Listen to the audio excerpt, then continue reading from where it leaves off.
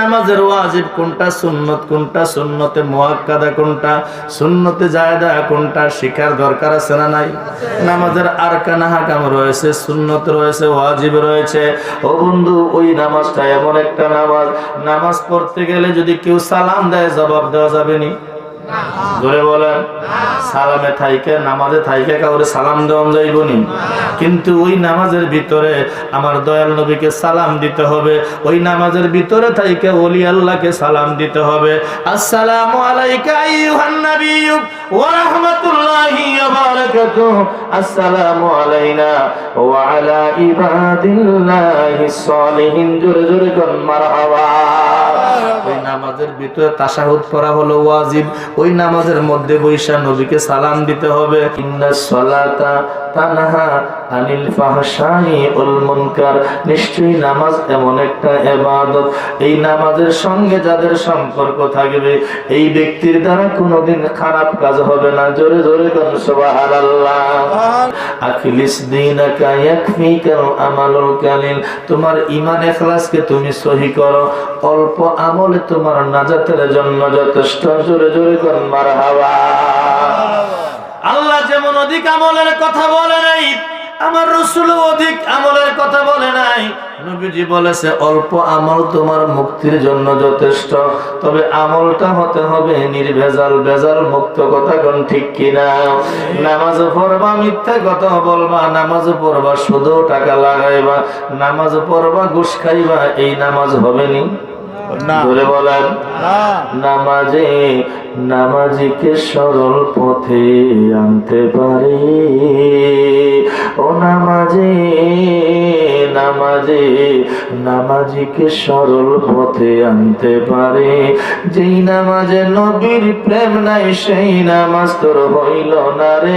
নামাজে নামাজিকে সরল পথে আনতে পারে। মারহাবা বলতেন না?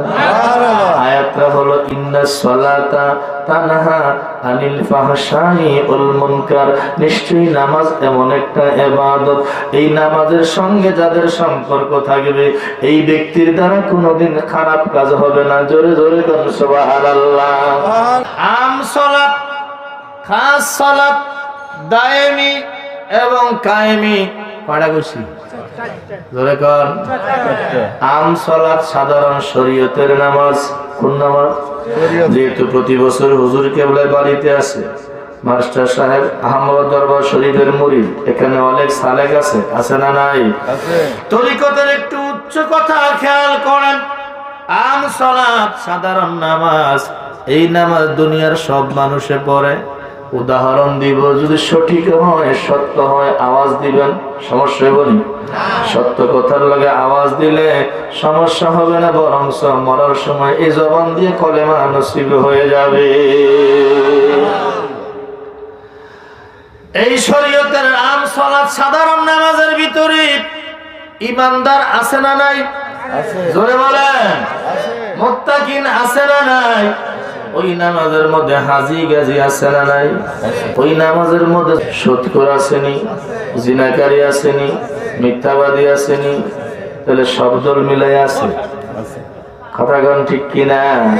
আমার বাবারা, ভাইয়েরা, বন্ধুরা, আমি একটু উদাহরণ দিচ্ছি। মনে করেন এই প্লেট, একটা প্লেটের মধ্যে আপনাকে খাবার দেওয়া হলো।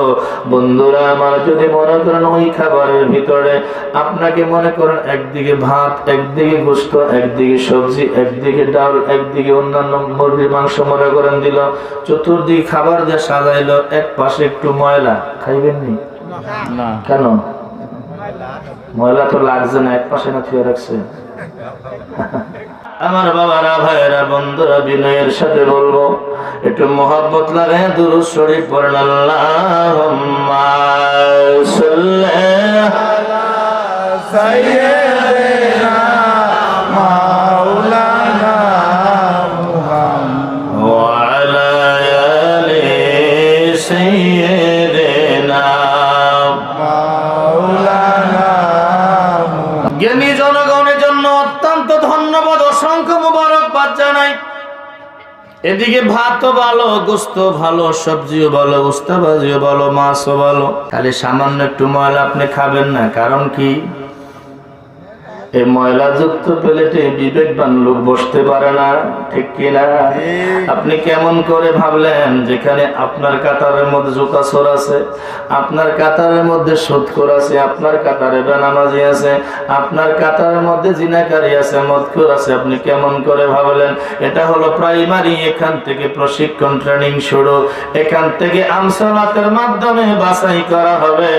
2 নম্বরে খাস সালাতের মধ্যে যারা যাবে, যারা নামাজের মধ্যে দাঁড়াইলে মালিকের সাথে দেখা হবে। নবীজি কয় আসসালাতু মেরাজুল মুমিনিন, ইমানদারের নামাজটা হয়ে যাবে মেরাজ, মালিকের সাথে দেখা। জোরে কোন সুবহানাল্লাহ। প্রাইমারিতে 50 জনে পড়ে নাকি স্যার? 2 ওডে কয়জনে? 30 জন, 20 জনে ফেল। কথা ঠিক কিনা? প্রাইমারিতে প্রশিক্ষণ, আমনে শরীয়তের নামাজের প্রশিক্ষণ শুরু হলো।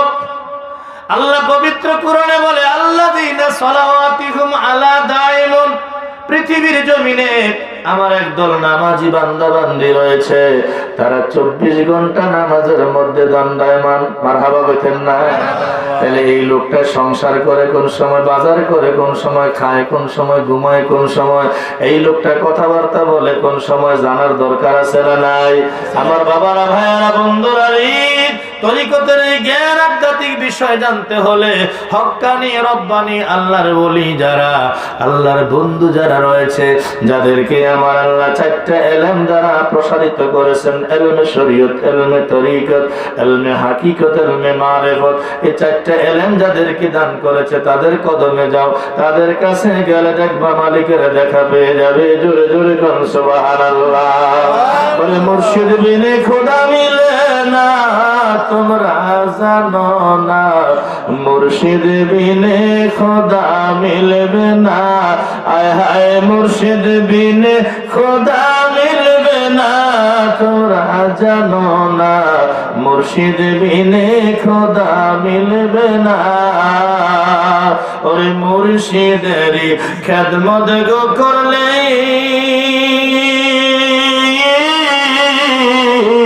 ওরে আল্লাহ নবীর দিদার মিলে। এই কথাটা মসনবী করেন না, তোমরা জানো না, মুর্শিদ বিনে খোদা মিলবে না। আয় হায় মুর্শিদ বিনে খোদা মিলবে না, তোমরা জানো না, মুর্শিদ বিনে খোদা মিলবে না। ঠিক কিনা? জোরে গান ঠিক কিনা? শরীয়তের নামাজ পড়া যদি আল্লাহ নবীকে পাইতো, তাইলে পীর সাহেবদের আগে মসজিদের ইমামরা পাইতো। কথা কোন ঠিক নেই? এরা 5 ওয়াক্ত নামাজ আজান দিয়া জামাতে পড়ে। রাগুইতাছেন আবার আমার কথা?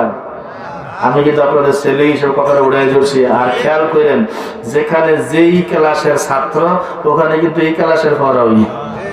আমার কিন্তু বিষয়ের দিকে না, আমি যে আয়াত পড়ছি নামাজের বিষয়ে, আর নামাজের কথা কই দিয়ে নামাজ কোন দিক জেনে গেছে গা। আসলে কি রাগ হইতেছেন নি? শরীয়তের নামাজ 40 বছর 42 বছর পড়ছেন, যদি জিজ্ঞাসা করি বাজান নবীজি কইছে নামাজে গেলে আল্লাহরা দেখবেন, দেখছেন নি? এ কথা কইলে কি একজন পাওয়া যাইব?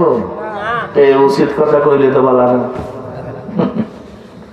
কথা কি সামনে চলবো? বলে গন বুঝা গন চললে সামনে আগে। খেয়াল করেন, আমি সাইডে করতে পারতাম না, আমের পরে খাস দায়েমি কায়েমি এদিকে অসম্ভব হইতো না। এটি ব্যক্তিগতভাবে শুনেন, আমের পরে খাস সালাত, যেই নামাজটা মাওলা আলী নবীজি কই কিরে আলী কই নামাজ পড়তে দেয় না, আল্লাহ রসুল দরবার আলী কই হুজুর আমি ওই নামাজ পড়ি না যেই নামাজে আল্লাহকে দেখি না। সুবহানাল্লাহ কইতেন না মিয়া? যে আলী নামাজের মধ্যে গেছে পাকে তীর খুলছে, আপনারা শুনছেন কিনা? আপনাকে শুনুন না আওয়াজ, যদি শুনছেন একটু আওয়াজ দিয়েন। আমার বাবারা, মাওলা আলী মসজিদ নববীর ভিতরে ঘুমায় রয়েছে। আল্লাহর নবী এক পাশে সাহাবীদেরকে দ্বীনি ইলম শিক্ষা দিচ্ছে, দেখতেছে শয়তান একবার দরজা ঢুকে আরেকবার বাহির হয়। তো নবীজি মুস্কি হাসলেন, ডাক দিয়ে কই কিরে শয়তান তুই একবার ঢুকোস আবার বাহিরস, ঘটনা কি? কই ইয়া রাসূলুল্লাহ, ওই ভিতরে আমাদের একটা সাহাবী নামাজ পড়তেছে, তো আমার নিয়ত ছিল গিয়ে হ্যাঁ একটু খোসা দিতাম। কে দিতাম? কথা কেন কে দিতাম? খোসা দিতাম। রাস নাকির লেগা কই হুজুর যাই না, ওই যে আলী বারান্দায় ঘুমাইতেছে এই ডরে। আল্লাহু আকবার কইতেন না মিয়া? কে ঘুমায়? কে ঘুমায়? আলী। যে বেড়া নামাজ পড়ে হ্যাঁ ঘুমাই রয়েছে নাকি? নামাজ কি ঘুমায় পড়া জিন্দা অবস্থায় পড়ে? জিন্দা অবস্থায় পড়তেছে। নবীজি বইয়ে রয়েছে, শয়তান ঢুকে আর বাইর হয়। অত জিন্দা লোক কোথা দিব গিয়া? আলী ঘুমাইছে, আলীরে ডরায়। কারণ ফেকার এলেম যার মধ্যে আছে, তরিকার এলেম যার মধ্যে আছে, আল্লাহ নবী কয় নাউমুল আলেমে ইবাদাতুজ জাহেল, জ্ঞানী লোকের ঘুম আর মূর্খের বন্দেগী। সুবহানাল্লাহ কইতেন না? জ্ঞানী লোকের ঘুম, কার ঘুম? জ্ঞানী। এই আলেম বলতে কিন্তু হুজুরা ঠেললে হ্যাঁ পক্ষে লইয়া জায়গা। আলেম মানে কামেল পাস, আলেম মানে দাওরা পাস। আরে না বেটা, আলেম শব্দের অর্থ জ্ঞানী। এই লোকটা স্কুলে পড়ে হইতে পারে, কলেজে পড়ে হইতে পারে, হাল চাষ করে হইতে পারে, রিক্সা চালায় হইতে পারে। কথা কোন ঠিক কিনা? যেই এলেমটা ওলি আল্লাহর কাছে আছে, সে হয়তো স্কুলে পড়তে পারে নাই, কিন্তু বয়স হয়েছে, ওলির কাছে বায়াত নিছে, ওলির কাছে বায়াত নেওয়ার পরে শরীয়ত তরিকতের আহকাম পালন কইরা আল্লাহর ওলি যেমনি কইছে এমনি পালন করছে। হ্যাঁ কোনো দলিল খোঁজে নাই। আর মৌলবীরে কইলে হ্যাঁ কয় এটা কোরআনও আসেনি দীক্ষা লই, আহমদুল্লাহ হুজুরি কইলে এটা হাদিসও আসেনি দীক্ষা লই। দেখতে দেখতে বয়স শেষ। দেখতে দেখি আর যে লোকটা সাধারণ মূর্খকে হ্যাঁ কইছে বাবা এমনি নামাজ পড়বা, আস্তে আস্তে আরম্ভ করছে। কথা কোন ঠিক কিনা? আমার বাবারা ভাইয়েরা, একটা এলেমের নাম এলমে জাহেদ, প্রকাশ্য এলেম। যে এলেমটা স্কুলে পাওয়া যায়, মাদ্রাসায় পাওয়া যায়, কলেজে পাওয়া যায়, ভার্সিটির মধ্যে পাওয়া যায়। আরেকটা এলেমের নাম হলো এলমে বাতেন। এই এলেমটা সব জায়গার মধ্যে পাওয়া যায় না। এই এলেমটা হলো ওলি আল্লাহর দরবারে এক জমানা সোহবতে বা আউলিয়া বেহতেরা সব সলে তোয়াত বেরিয়া গারক সঙ্গ খারা হোমর মৌসুমি সো সাহেব দিল রসি গওহার ছবি মাইনে মোমেন সুয়ে মোমেন মিশাওয়াদ মাইনে কাফের সুয়ে কাফের মিশাওয়াদ। মাওলানা রুমি তার নবীর মধ্যে লিখতেছে, ও দুনিয়ার মানুষ, একটা সাধারণ লোক একটা ড্রাইভারের সঙ্গে চলতে চলতে হেল্পার একদিন ড্রাইভার হয়ে যায়, বাড়িওয়ালার সঙ্গে চলতে চলতে পাবলিক বাড়িওয়ালা হয়ে যায়, গাড়িওয়ালার সঙ্গে চলতে চলতে গাড়িওয়ালা হয়ে যায়, চোরের সঙ্গে চলতে চলতে পাবলিক চোর হয়ে যায়, ওলি আল্লাহর সঙ্গে চলতে চলতে সাধারণ মূর্খ লোক একদিন আল্লাহর ওলি হয়ে যায়। ঠিক কিনা? ঠিক কিনা? তাহলে এলেম অর্থ জ্ঞান। এলেম অর্থ কি? এটা সে স্কুলে পড়েও হইতে পারে, না পড়েও হইতে পারে। এখানে অনেক লোক আছেন লেখাপড়া করে না, জানেন না, কিন্তু ব্যবসা করতেছেন নামনে, হাজার হাজার ব্যবসা করতেছে, লেনদেন করতেছে। তাহলে কি তার মধ্যে জ্ঞান আছে না নাই? কথা জ্ঞান আছে না নাই? হুজুরা ঠেল্লা খালি হ্যাঁ পক্ষে লইয়া যায়। জ্ঞানী মানি হুজুর, জ্ঞানী মানি হুজুর না। হুজুরা কিন্তু আমার উপর আগুত আছে, কিন্তু কথা বুঝেন নাই? আমি তো কথা কইতে সবার পক্ষে। কারণ যেটা আল্লাহ যার উদ্দেশ্যে বুঝাইছে, আল্লাহ বলছে জ্ঞানী, জ্ঞান অর্জন করো। নবীজি বলছে জ্ঞান অর্জন করো। চীন দেশে গিয়ে হইলো, এখানে বলা হয় না তুই মাওলানা হও, এটা শর্ত না। এইটুকু জ্ঞান অর্জন করতে হবে কোনটা হালাল কোনটা হারাম। কি বলেন? হালাল হারাম ছিলেন না সবাই চিনতে। এইটুকু জ্ঞান অর্জন করা ফরজ। এইটুকু জ্ঞান অর্জন করতে হবে যে এইটুকু জ্ঞান অর্জন করলে 5 ওয়াক্ত নামাজ ঠিক মতো পড়া যায়, কোনটা ফরজ কোনটা ওয়াজিব কোনটা সুন্নত, মোটামুটি এই জ্ঞানটা অর্জন করতে হবে। এইটুকু অর্জন করা কি ফরজ, তার চাইতে বেশি অর্জন করো এটা মুস্তাহাব, কোনো সমস্যা নেই। আমার বন্ধুরা, হযরত আলী রাদিয়াল্লাহু তাআলা আনহু, যার শানে আল্লাহর রাসূল বলেন আনা মাদিনাতুল ইলমি ওয়া আলিউন বাবুহা, আমি নবী মদিনার এলেমের শহর আর আমার আলী হলো তার দরজা। সুবহানাল্লাহ। এলেম বাহির হয় এলেম যায় ওই দরজা দিয়ে। আমার বাবারা ভাইয়েরা বন্ধুরা রে, এই নবী ওলির পাগলেরা খেয়াল করেন, এই পৃথিবীর জমিনে আমি আপনাদেরকে দুই একটা কথা জিজ্ঞাসা করব যেগুলি আপনারা জানেন, আলেমদের মুখে শুনেছেন। আমার রাসূল পৃথিবীতে এসেছে, মক্কা থেকে মদিনায় গেছে, হিজরত করে গেছে, কিন্তু যখন নামাজ ফরজ হয় নাই, মেরাজের পরে 53 বছর বয়সে নামাজ ফরজ হয়েছে, কিন্তু কাবা ঘর তাওয়াফ হয়েছে। ঠিক কথা কোন ঠিক কিনা? ওই কাবা ঘরের ভিতরে মূর্তি আছিল কয়টা? সকলে বলেন কয়টা? কাবা ঘর কার ঘর? সবাই বলতে হবে নাকি আপনারা বানাইছেন? কাবা ঘর কার? আল্লাহ। যদি আল্লাহর ঘর কাবা ঘর হয়, কাবা ঘরের ভিতরে মূর্তি কয়টা জানি কইলেন? 360টা। এই মূর্তি পূজা কাবা ঘরের ভিতরে করে আল্লাহ একদিনও মানা করলো না। কেউ জামান মাস্টারের ঘর, এই রুমের মধ্যে বইতে কেউ টাস খেলায় মাস্টারে দিবনি? এটা সত্য কথা বলবেন, এটা কি সমস্যা আছে কোনো? যে রুফি সাহেব যে ওর মধ্যে ফলা হয় নাকি আমরা টাস খেলাম জুয়া খেলাম, হ্যাঁ দিব, হ্যাঁ জোরে কোন দিব? তা আল্লাহর ঘরে মূর্তি পূজা করে আল্লাহ কো পীরের হাতে হাতে মনা থাকবে না তোর পিছের গোনা, ওরে সামনে তাহার হুকুম তামিল কর, ওরে মুর্শিদ যারে করে দেয় মাপ থাকবে না তার এই দেহের পাপ, বয় বৃত্তি রবে না মরার পর, নবীর হাদিস পর গুনাহ খাতা মাফ করায়া মর, ও তুই গুনাহ খাতা মাফ করায়া মর, নবীর হাদিস পর গুনাহ খাতা মাফ করায়া। সুবহানাল্লাহ। এই বছর 5 বছর আর 80 না 80 জানি না, এর লাগে ওই শরীয়তের ওয়াজটা একটু আগেই গেছে সামনের দিকে। রাগ করতেছে না আবার? আমি পরিষ্কার জিগাইছি কথা, কিন্তু কালকে ওয়েবসাইটে দেখবো, সারা বিশ্বে দেখবো ইউটিউবের মধ্যে। আল্লাহর ঘর, আল্লাহর ঘরে মূর্তি পূজা করে তো আল্লাহ দিয়ে একবার করো না, কি রে তোরা কি করস? কথা কি বুঝে আসে? নবী তাওয়াফ করে গেছে, নবী মক্কা থেকে হিজরতের মদিনায় গেছে, মদিনার থেকে আসার পরে মাওলা আলীকে আলী এই কাবা ঘরটা পরিষ্কার করতে হইব। সুবহানাল্লাহ কইতেন না? এই আপনার ঘর, এটা জামান মাস্টারের ঘর, মনে করেন ঢাকা থাকে চাকরি করে, বছর ঈদের সময় আসলো, আয়সা ওনার ঘরটা কি উনি পরিষ্কার করবো না আমরা করে দেবো? ওনার ঘর তো উনি পরিষ্কার করবো, কথা কন ঠিক কিনা? নবীজি কয় আলী কাবা ঘরটা পরিষ্কার করতে, মূর্তিগুলা নামাও, জোরে কোন সুবহানাল্লাহ। আমার বাবারা ভাইয়েরা, এই পৃথিবীর জমিনে একটা মাত্র লোক, একটা মাত্র নবীর সাহাবী, যিনি আহলে বাইত পাক পাঞ্জাতনের মহাপুরুষ শেরে খোদা মাওলা আলী, যে লোকটার জন্ম এই কাবা ঘরের ভিতরে। সুবহানাল্লাহ। আরেকটু জোরে বলেন, আরেকটু জোরে বলেন।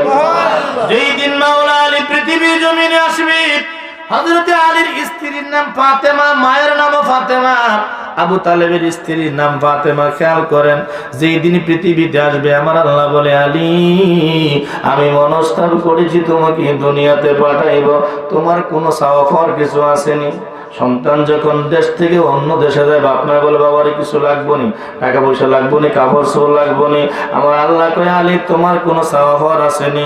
হযরতে আলী বলে মাবুদ যেহেতু জিজ্ঞাসাই করেছো দুনিয়াতে পাঠাইবা, শুনেছি দুনিয়ার জমিনে তোমার একটা ঘর আছে, আমার যদি পাঠাও ওই ঘরের ভিতরে পাঠাও। আল্লাহকে কবুল করলাম, আর কিছু বলবানি। আলী বলে মাবুদ শুনেছি পৃথিবীর জমিনে তোমার বন্ধু চলেছে, চলে গেছে।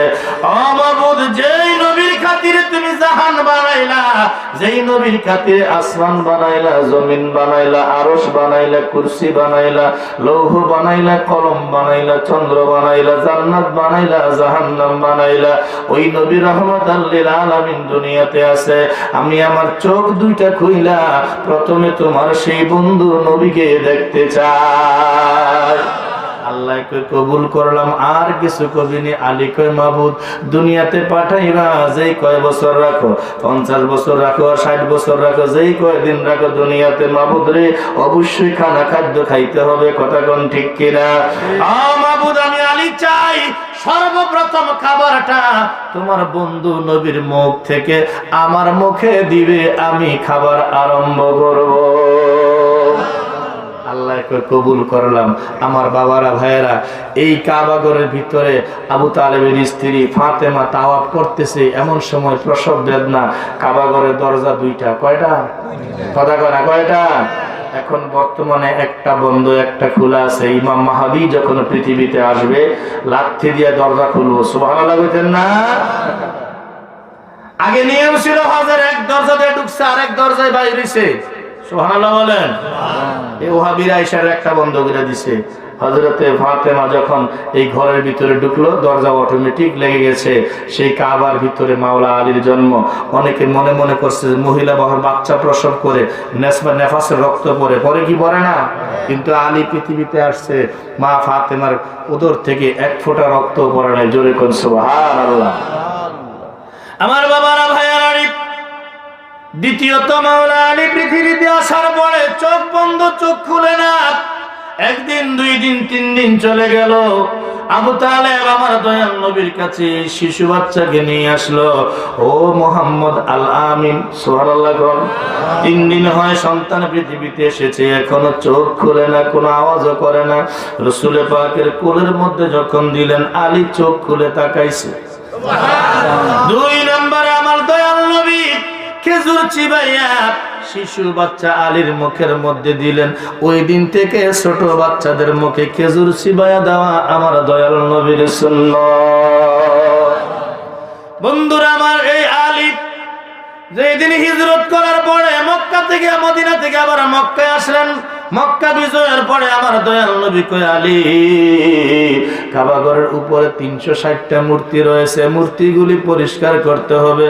আলী কই, ইয়া রাসূলুল্লাহ, ছাদের উপরে যে মূর্তিগুলা যেগুলা উজ্জার এবং হবল, ইয়া রাসূলুল্লাহ, এগুলি কেমন করে সরাইব? আমার নবী কই, আলী তুমি আমার কান্দে ওঠো। নবীকে আমার আলীকে আমার বেয়াদবি হবে।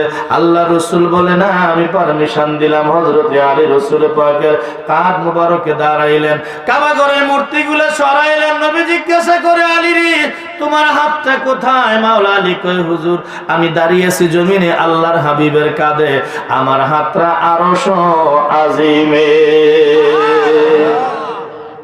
আমার বাবারা, অর্থাৎ যার ঘর তিনি পরিষ্কার করে, সুবহানাল্লাহ বলতেন না? যার ঘর সেই ঘরে তার জন্ম। কথা বলেন ঠিক কিনা? বন্ধুরা আমার, আমি বলতেছিলাম আম সালাত, সাধারণ নামাজ, এখান থেকে প্রশিক্ষণ শুরু হবে। এখান থেকে শিখবে নামাজের ওয়াজিব কোনটা, সুন্নত কোনটা, সুন্নতে মুআক্কাদা কোনটা, সুন্নতে জায়েদা কোনটা, শিখার দরকার আছে না নাই? নামাজের আরকান আহকাম রয়েছে, সুন্নত রয়েছে, ওয়াজিব রয়েছে। ও বন্ধু, ওই নামাজটা এমন একটা নামাজ, নামাজ পড়তে গেলে যদি কেউ সালাম দেয়, জবাব দেওয়া যাবে নি?